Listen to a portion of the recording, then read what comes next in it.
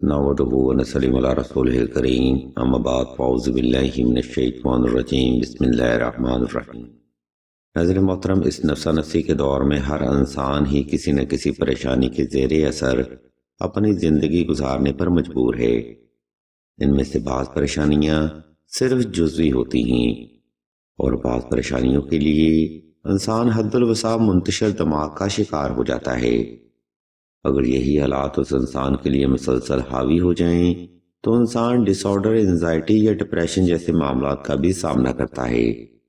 یاد رکھیں، مصائب کے لیے جب تک انسان اپنی ذاتی جستجو کرتا ہے تو اس کے معاملات آسانی کی طرف رہتے ہیں، اور جب پریشانیاں حد سے زیادہ بڑھ جاتی ہیں تو وہ پریشانیاں انسانی دماغ کو سٹک کر دیتی ہیں، جس کے بعد انسان کی سوچنے اور سمجھنے والی قابلیت بالکل ختم ہو جاتی ہے، اور وہ ایسے مسلسل حالات سے ذہنی اور دماغی طور پر مکمل طور پر مایوس ہو جاتا ہے۔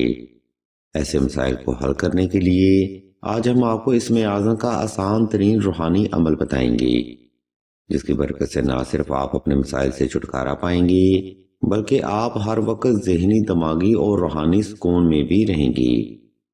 عزیزان محترم، پریشانی دور کرنے کا وظیفہ اسم اعظم کچھ یوں ہے: اسم یا مغنی، اسم یا غنی اور اسم یا کریم 313 بار۔ اہل علم بیان فرماتے ہیں، جب آپ اللہ کی ذات مبارکہ کو اے بے پرواہ، اے حاجت روا اور اے کرم کرنے والے کہہ کر محبت سے پکارتے ہیں تو اللہ کی ذات آپ کی ہر پریشانی اور مشکل کو اپنے کرم سے دور فرما دیتے ہیں۔ پھر وہ پریشانی یا مشکل چاہے کتنی بھی بڑی کیوں نہ ہو، بس آپ کا رجوع اپنے مرکز کی طرف یعنی اللہ کی ذات کی طرف مکمل اعتقاد کے ساتھ ہونا چاہیے۔ سامعین محترم، دنیا میں کوئی بھی ایسی مشکل آج تک پیدا نہیں ہوئی جو کہ اللہ کی ذات اپنے کرم سے آپ کی ذات سے دور نہیں کر سکتے۔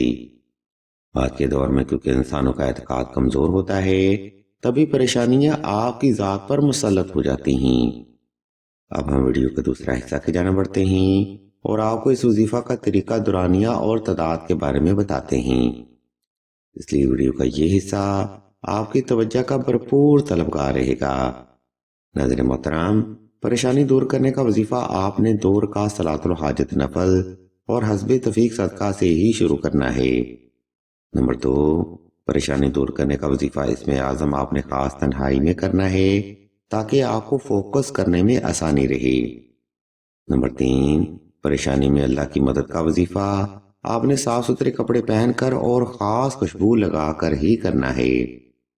عزیزان من، اس ترتیب کو فالو کرتے ہوئے آپ نے کسی بھی وقت کسی بھی مقام پر تنہائی کا خاص انتظام کر لینا ہے۔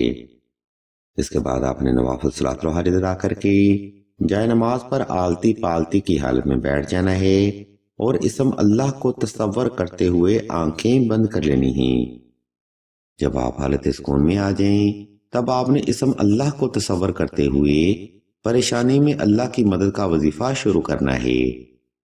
یہ وظیفہ آپ نے آہستہ آہستہ، توجہ سے، محبت سے اور اپنی جائز حاجت کو تصور کرتے ہوئے دل سے کرنا ہے۔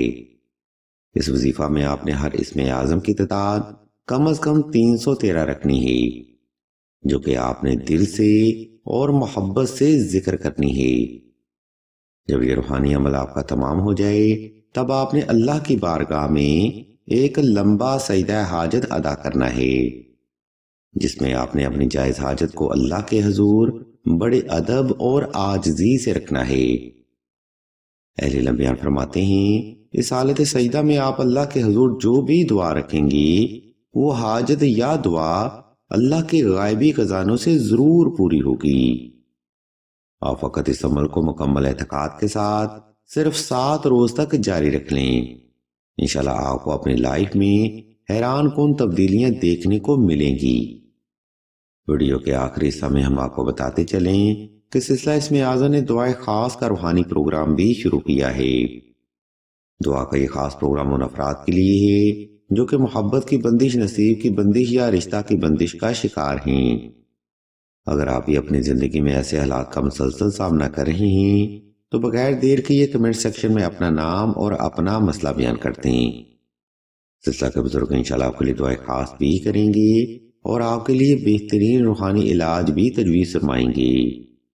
ہم بھی اللہ کے حضور دعا کرتے ہیں کہ تمام مسلمانوں کو اپنے حفظ و ایمان میں رکھیں اور تمام مسلمانوں کی تمام نیک اور جائز حاجات کو صدقہ محمد والے محمد کی نسبت سے جلد پورا فرمائیں۔ آمین ثم آمین یا رب العالمین۔